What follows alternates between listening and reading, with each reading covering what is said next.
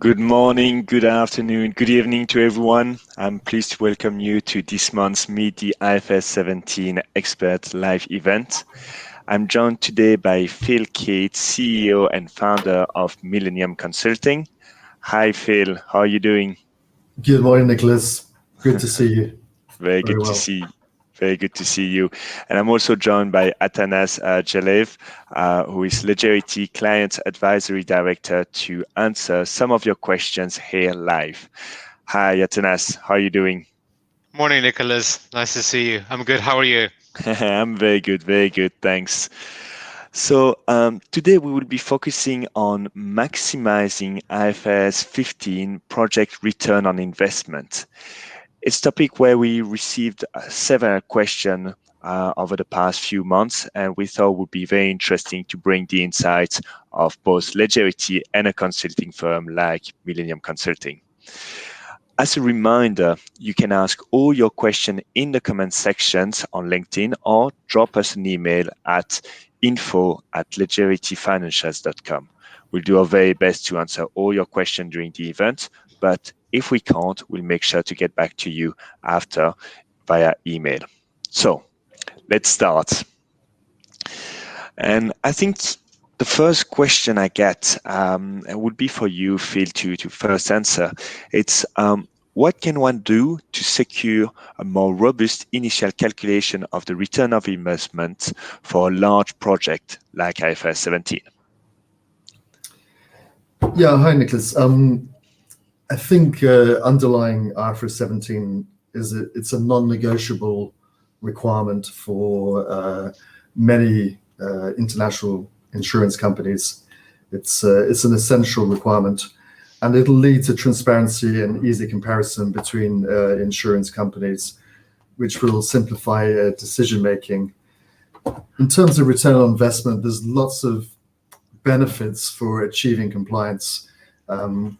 Market perception will be enhanced for those insurers that can demonstrate they've effectively implemented compliance solutions, and they will feel the benefits by market support, and I think their share price will benefit as well. It's difficult to quantify exactly what the ROI is going to be, but the benefits of the finance team, actuaries, risk, underwriting, working collaboratively together to harmonize and improve a whole range of different elements of the way they operate will create a ROI which will benefit the insurance company. So I think that's my sort of initial take on what can be achieved by complying with IFRS 17. Great. Thanks, Phil. Atanas, anything you would like to add on that specific question? Yeah, I have to agree with Phil here, Nicholas. I think, IFRS 17 has posed a very complex challenge for insurance companies as well as advisors and system integrators out there for the past few years. And ROI in its entirety is notoriously challenging to calculate. From the assumptions that we make about how we calculate the discount rate for the NPV to exactly how we bake in those assumptions into the calculation. But for me, what's more important around the regulatory compliance project is to start to think about the other metrics which are not quite just ROI focused. So think about the environmental, social, and governance aspects of projects like IFRS 17. How does that program actually impact the greater environment, not just our team, not just the insurance and finance teams who are co-owning these sort of projects, but also the greater company and its stakeholders? So think about the clients, think about the environment, and think about the environmental aspect of this delivery of IFRS 17, and really think about that wider sort of strategic program as a whole, rather than just calculating the ROI. That's very good and very true. We always need to think of those projects in a broader aspect. And at the end, all of IFRS 17 is about making sure you can see the company globally and compare them, and making sure that you value in the right way. Actually, now the next question is totally the other side of the coin. It's more about the cost of the IFRS 17 project. So, what have you seen in IFRS 17 project that drive the cost up, and anything that can be done to curb that? Maybe I'll start with that one, Nicholas, if you don't mind. So, as I mentioned in the sort of the previous sort of discussion we were having just now, is around the complexity of IFRS 17. So, if you look at the timeline of IFRS 17 and how it sort of evolved over the last sort of 4 to 5 years, as implementation started happening, you would have seen the complexity and the cost sort of rise at quite a steep rate. And I think what's happened is that as the sort of the standards started being translated in how it would get actually implemented in insurance companies, a lot of insurance firms realized they'll need a lot of help doing so. So there's been a lot of lessons learned, is the good news, but that's been off the back of a lot of hard work done by the pioneers that got us rolling down the way. And what we've been able to build up over the last few years is, a lot of standardization about the approach of how that complexity is really unraveled.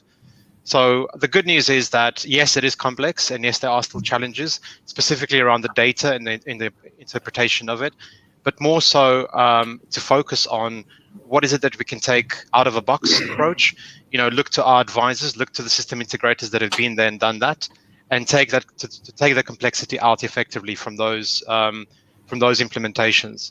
So I think it's focusing on making sure that you reach out, you make sure that you reach out to the network, you find out what's the core at the moment around the word of mouth of who's been there, done that, and effectively can bring you the tools to effectively implement IFRS 17 and to reduce those costs.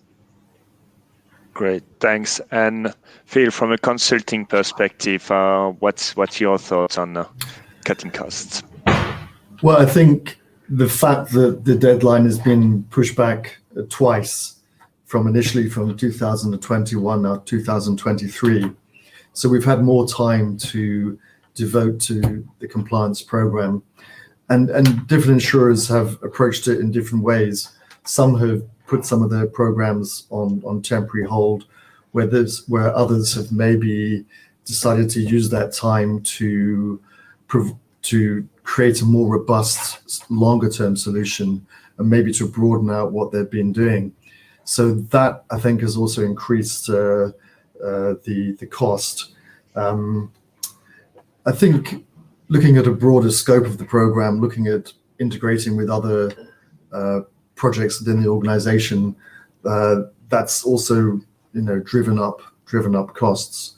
And the other driver of cost increases, I think, has been maybe the shortage of knowledge, the shortage of people available who understand the regulatory change, the program that's coming. And I think that kind of skill shortage has definitely created a cost spike, as insurers have maybe come late to the game and had to engage with consultancy companies who maybe lack the wider footprint and lack the number of people they actually need to deliver these programs. So that's probably driven up the cost as well. Yeah. No, and I totally agree. It's true that with a lot of the project that we've been working on, the importance of having people understanding the standard has been a key element for the success of the delivery, because at the end it's how you can configure the solution to meet the standards instead of all the techie issues that can happen with some other projects. So very, very, very true. And Atanas, on your point of learning from the first people who tackled this project, it's very true that what needs to be done. One of the things that we've done in Legerity with our bronze, silver, and gold package, and so it's definitely the way forward. Learning from the people who have done the work in the previously. So if we get back on the return on investment, we had a follow-up questions on this one. Can IFRS 17 as a project increase its return on investment by partnering with other in-flight transformation projects? You touched on that, Phil, a little bit in the previous question. So maybe you want to expand on LinkedIn IFRS 17 with other projects. I think a lot of insurance companies are going through a wider program of change and digitalization. I think the technology landscape is changing at such a fast pace now that a lot of insurance companies are taking the time to invest in their wider platforms, whether it's their ERP finance systems, actuarial systems, any type of improvement they can make to make themselves more digitally efficient. And I think IFRS 17 kind of forms part of, for many insurers, forms part of a wider program of change. So I think there are lots of synergies that can be harnessed by bringing these programs into line and working synergistically and collaboratively together with other similar programs taking place in an organization.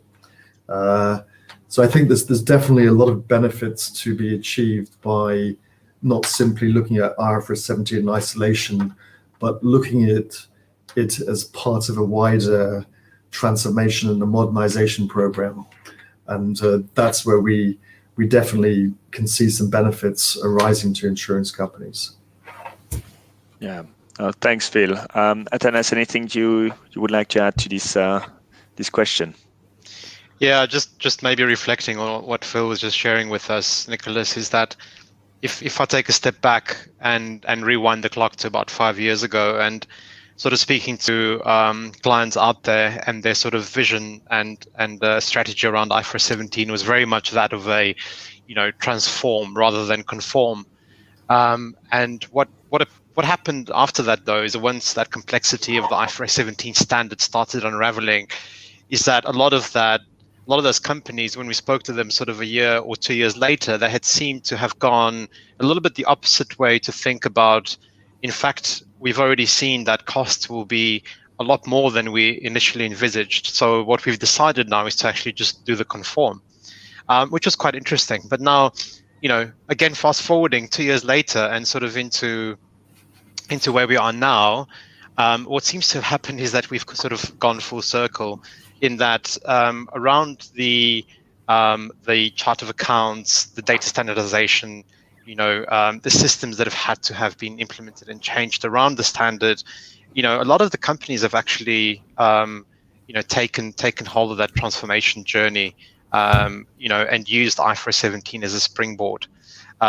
Some of them knowingly, and some of them not so knowingly, but certainly around the reporting standardization, the regulatory as well as the management reporting that has come off the back of IFRS 17 in terms of how KPIs have changed, and how the data sort of piping standardization has happened throughout that journey, has definitely been, I would say, much more of a finance transformation agenda than just a compliance agenda.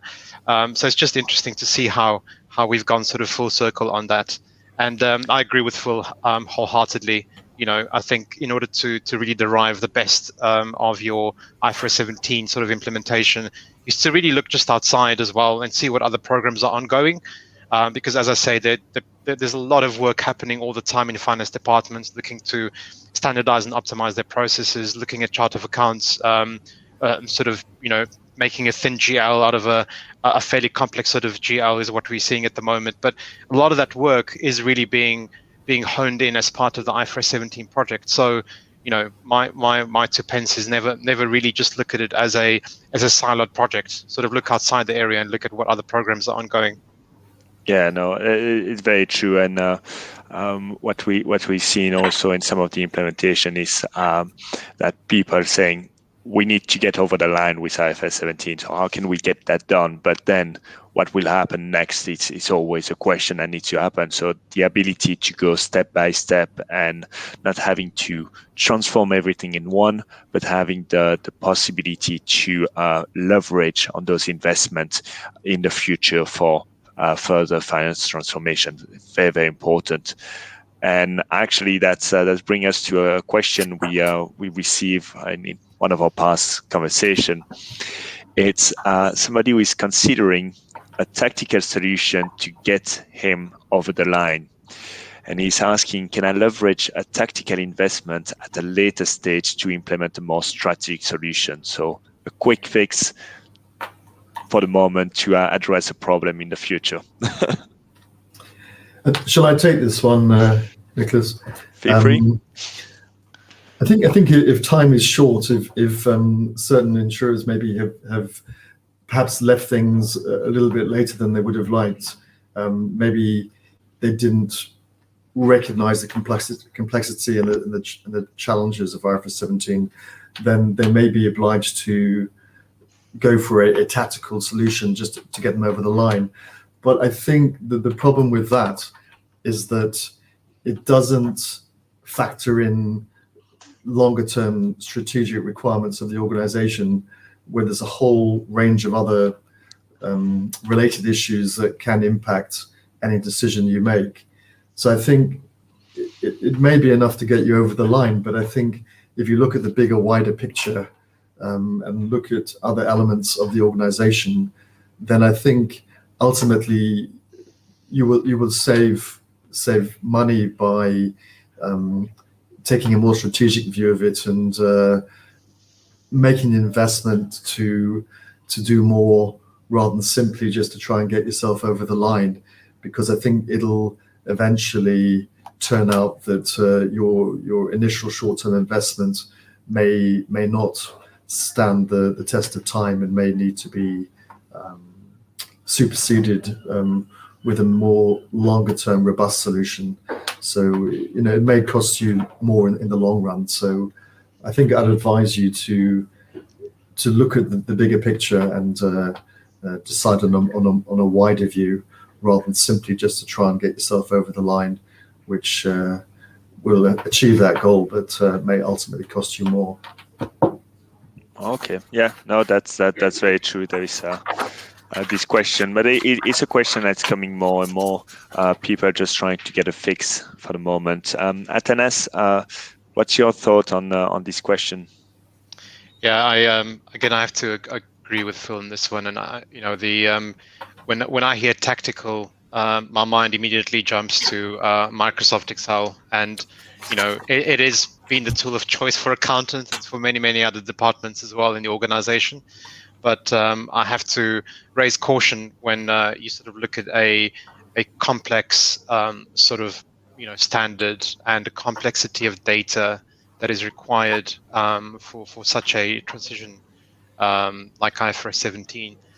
I think deadlines are deadlines, and teams will obviously do the best they can to get over the deadline, as Phil was saying. But I think what we mentioned earlier as well, just let me just reiterate that, is that we have learned a lot, and there are a lot of tools out there that can be deployed very rapidly, that are flexed around your environment, that come with pre-built chart of accounts, event driven, that can plug into your data seamlessly and can drive that solution out. So when you're choosing tactical, and in terms of tactical, as I say, sort of an in-house built solution, you really need to think about that double cost of sort of doing it later properly. And also, what is that going to do to your resources? So think about your BAU sort of running mid-year and year-end processes, and how much time that will take for them as well to sort of input into that tactical solution, as well as then probably having to redo it a few months later. So that needs to be sort of thought through properly before making your choice between sort of doing something short-term and thinking about something that is also deployed very rapidly, but can also take you into a longer-term sort of transition and build that out as a transformation sort of project after the transition deadline. Yeah, yeah, 100%. And actually, I had an example of somebody considering a tactical solution to compare like a little bit the situation, evaluate the market. And when we dig a little bit deeper, the implementation of tactical solution was as long and as complex as implementing a package, a pre-built solution that leverage all the past experience. And therefore, actually, the question sometimes tactical people just think it might be cheap, but when you compare the real cost, it's definitely an expensive way of addressing that problem. We're reaching nearly the end of the time, so we have time for one more question. And it's a question about time. Time is of the essence. What essential tasks can you do now to make the most of the time left? A little bit more of prioritization. Phil, do you want to start on this one? Yeah, no, definitely. I think the issue now is that there's limited time available. Most insurers are pretty well advanced on their compliance programs. They're into UAT and dry runs. They're all quite advanced. I think for those of us, those insurers that maybe are a little bit behind the curve, the problem that they're going to have now is accessing the quality of advice that they need, because I think most advisors are fully engaged with their customers and there's not a lot of bandwidth still available. So I think that is an issue, just trying to get access to the kind of advice that people will need.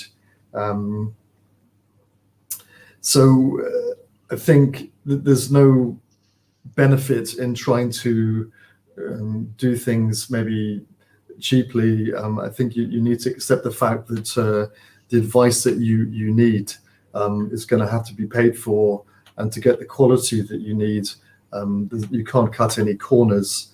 So I think it's not too late. I think you need to reach out to people who can help you, and don't be afraid to ask, because you can't really afford to make any mistakes at this point in time. I think it's important that you get it right now. Otherwise, ultimately, you're going to be in a difficult position when you're trying to go live in 2023 and you haven't put in sufficient groundwork.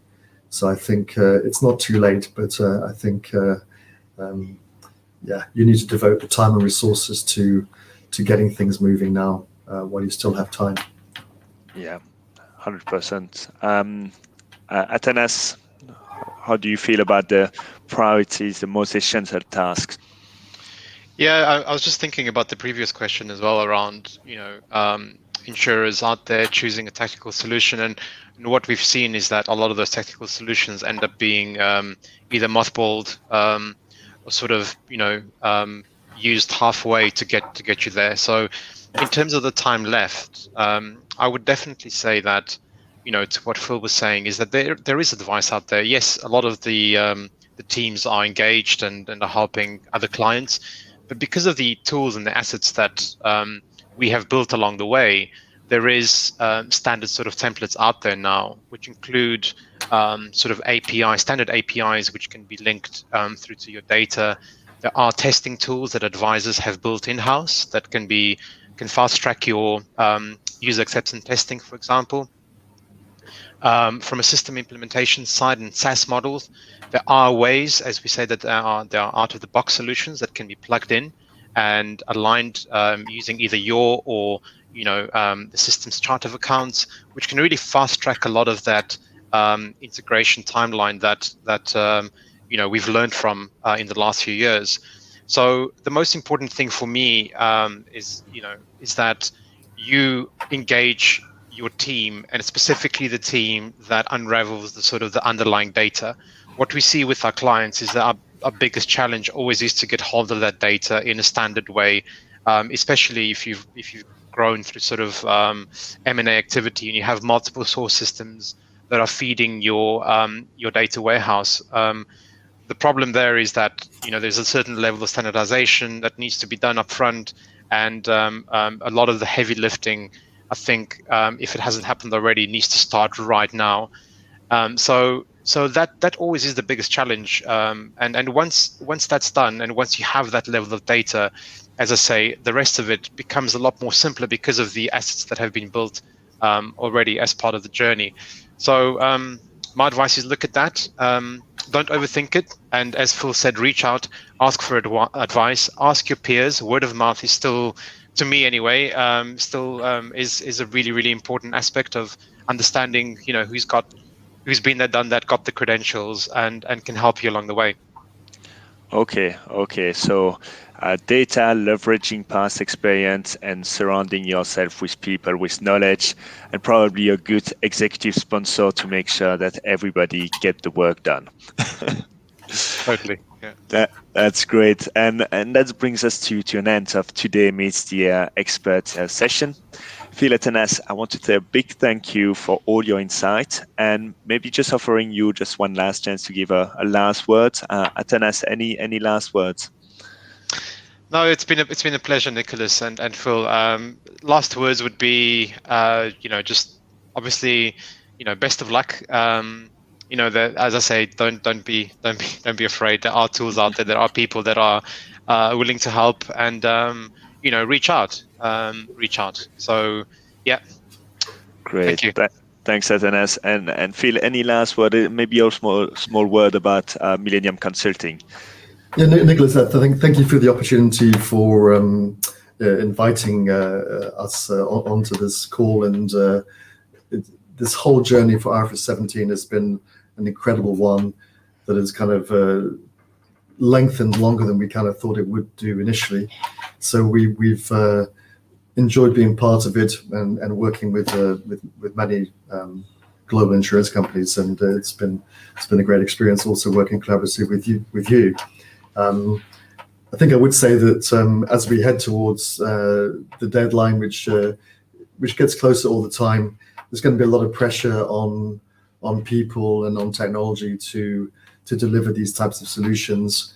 And I think working collaboratively with other insurance companies, with other partners, I think collaboration is a really important thing. And these types of events, I think they help to share some knowledge, because we're all on a path that we're not totally clear where it's leading us. So the more we can do to support each other and get to the right result, the better. So thank you for inviting me on, and we look forward to watching with interest how Legerity continue on their journey. So thank you, Nicholas. Definitely. Thank you, Phil.